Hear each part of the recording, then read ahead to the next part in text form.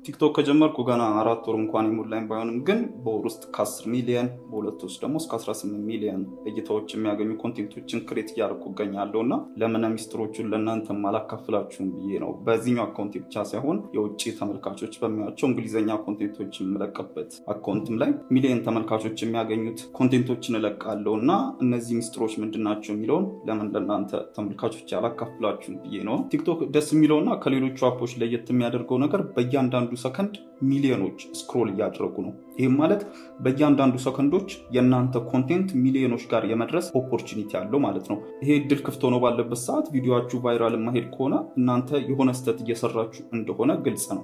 ዛሬ ሁላችሁም ቪዲዮችሁን ቫይራል እንዲሄድ ማድረግ የምትችሉበትን አሰራር እንዳለ ብትንትን አድርጌ ላሳያችሁ ነው። እሺ አሰራሩን ካሳየን በኋላ ግን እኮ የምንለቀው ሀሳብ ወይም የቪዲዮ የኮንቴንት አይዲያ የለንም ለምትሉ ደግሞ የኮንቴንት ቡፌ ነው የማቀርብላችሁ።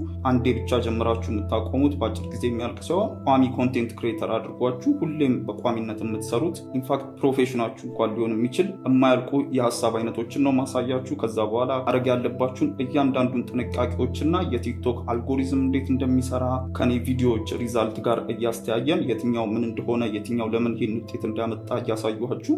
ብዙዎቻችሁ ለምሳሌ ላይክ ማግኘት ቫይራል እንዲሄድ የሚረዳ ይመስላችኋል። ግን ላይክ ማግኘት ለቲክቶካችሁ የሚሰጠው ፖይንት የመጨረሻውን ፖይንት ነው። ማለትም ምንም ጥቅም የለውም ቫይራል ለመሄድ።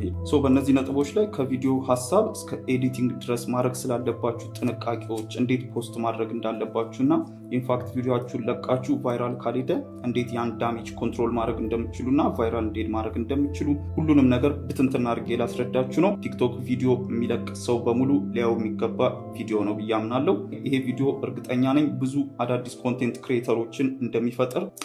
እንጀምር።